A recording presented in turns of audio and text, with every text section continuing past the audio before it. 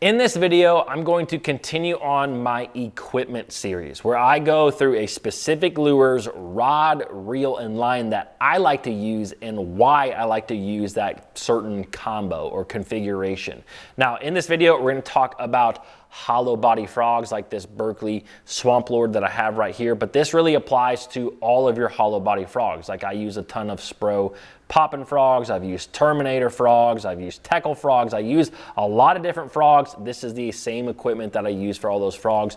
I'm also lumping in kind of your toad style baits, your soft plastic toads like a Zoom horny toad, because the equipment is the exact same for those. Now, I'm also gonna talk about a few frog fishing hacks, things that you can do to your frog that will help you to hook up with more fish, because we know that that is one of the most frustrating things about frog fishing. Now, before we get into the video, this one's brought to you by my apparel company, Fin Fishing. And right now for the month of July 2024, I'm running a super special sale where you can get all of my USA made sun shirts for 20% off. They are already marked down and you can get them right now for 20% off. So I have a lot that are, I have 8 different colors, 4 that are kind of these pattern camo type colors. I also have 4 just solid colors. And like I said, these are all made in the US. They're not only designed here, they're printed here, they are stitched here, everything here in the US. It's something that I'm very proud about. And if you'd like to help to support this channel, the best way to do so is simply shopping at Fin Fishing.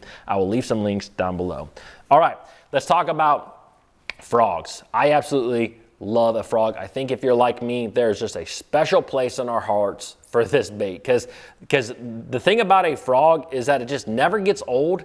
And you can do this everywhere. You can fish a simple farm pond, neighborhood pond and catch frogfish. You can fish some of the biggest lakes that you've ever been to and catch frogfish. It's just, there's nothing quite like it. It catches big ones. But the thing about it is you really need to have the right equipment in order to ensure that not only do you hook up with those fish, but you land those fish, whether you're fishing from the bank or from the boat. So let's go ahead and go through the equipment now. Now, the first thing that I'm going to talk about is the rod. Now, when it comes to the rod, there are actually 2 different rods that I use when it comes to frog fishing. I use this one that I'm holding the most, and I'll talk about the second one and why I use this second one in just a minute, but I don't, this to me is like my frog rod right here. Now, this specific rod is an Arc Tharp Series Moneymaker rod. Now, the brand is not super important. What I want you guys to really kind of think about is the power and the action of this rod and the length of this rod. Now, this rod is a 7-foot 3-inch rod. Now, the thing that I love is a 7-foot 3-inch rod. I have used every size frog rod out there on the market. I've used really kind of small ones, like ones that are 6-foot 9-inch, 6-foot 10-inch, all the way up to your 7-foot 6-inch, 7/7s, like bigger, longer rods. And to me, a 7-foot 3-inch, a 7-foot 2-inch rod is perfect. It is the perfect all-around frog rod for most of your frog fishing situations out there. So I really like that length. It allows me to get some very tight casts. I can be very accurate, but I can also make very long casts at times when I am making more bomb casts with the frog as well. Now, let's talk about the action. Fast action, moderate fast action is what I like to use. Something that is not extra fast specifically for me is very, very important. Now, there are a lot of extra fast action frog rods out there on the market. I'm not saying that they are bad by any means. The thing about it is that I set the hook really hard, and we're gonna talk about my line, but I obviously use braided line with my frogs. And so with that being said, I do not need a very stiff rod when I am fishing a frog, because I will rip big holes in that fish with a stiff rod and braided line. And so I do not want to do that, because then that is how you can lose a lot of fish. So I tend to like I said, a moderate fast or a fast action rod. It just kind of depends on, every brand is a little bit different out there. I really wish that they would have like this universal thing when it comes to rods, but the fast action rod in a Daiwa is not always the same as a fast action rod in an ARC, for example. And this particular fast action is perfect. It kind of bends about 30%, I'd say, down the rod with a lot of backbone. I have caught a ton of fish, a ton of frog fish with this specific rod, and it is absolutely awesome. Now let's talk about the power real quick. I like a medium heavy power. Medium heavy most of the time when I'm fishing a frog. Again, you may not love that because a lot of frog rods are more of a heavy power rod, and I just don't think that you need it. I like to have a lighter frog. When you are fishing a frog, you are working it a lot. Like if I'm fishing this bait, I am constantly working that bait. Now, I'm not saying heavy power rods are all heavier in like actual weight, but they tend to be a little bit bigger. They do tend to have a little bit more weight to them. And if you are constantly working a bait, twitching it back and forth all day long, it will just wear on you a little bit over the course of a day. So I like a medium heavy power fast action rod, just like this ARC Moneymaker. I use this Moneymaker for a ton of different lures out there. It's a very versatile rod, but it's absolutely the best rod that I like. Now, the other rod that I was just talking about is really specific for when I am fishing heavier matted vegetation. For example, I have been down to Lake Gunnersville in the fall where you have a lot of just big mats, cheese mats and hydrilla mats even, and just mats across the surface that are heavy. They're big, they're thick, they're heavy. And if you hook up with a 6 or 7 pounder, this rod is gonna be a little underpowered to get a big fish out of a lot of slop. I've caught big fish in slop with this rod, but for that specific situation, I like to have a rod that's a little bit longer, and that's really the only thing that I'm gonna change. So I actually go with a 7-foot 6-inch fast action rod that is still a medium heavy power. That is specifically what I like. Again, I don't want a broomstick because even though that fish is in a mat, if you set the hook with a broomstick, you're just gonna rip giant holes in that fish. You're gonna lose that fish. Or if that fish does happen to jump when it gets on the outside of that mat, that is when you will lose them a lot of times because you're using that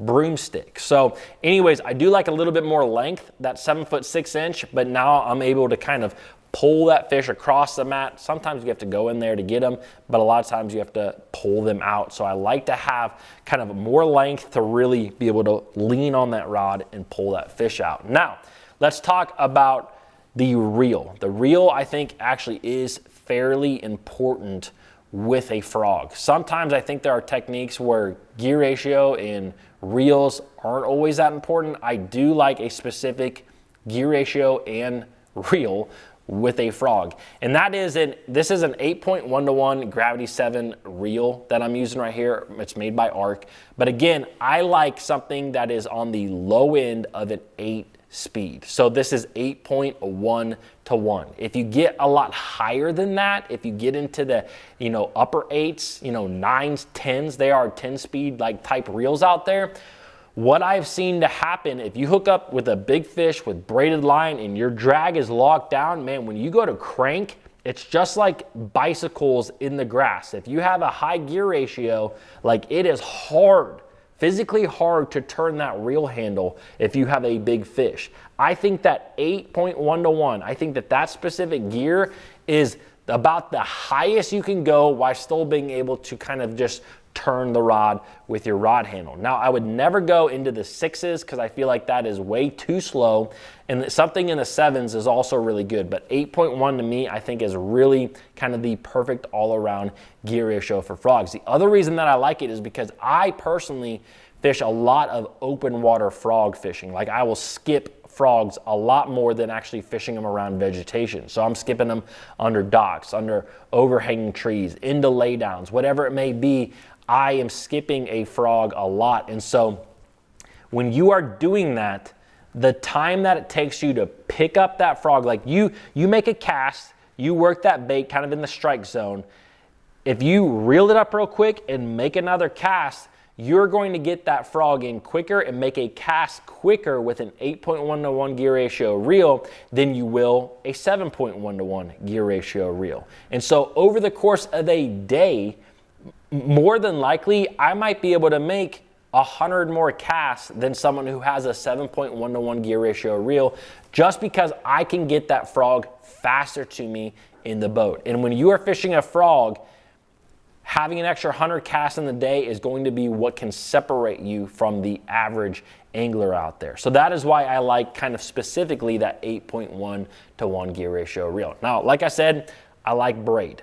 I like braided line a lot. I don't think that there is really any reason that you would want to use mono or fluorocarbon with a frog ever.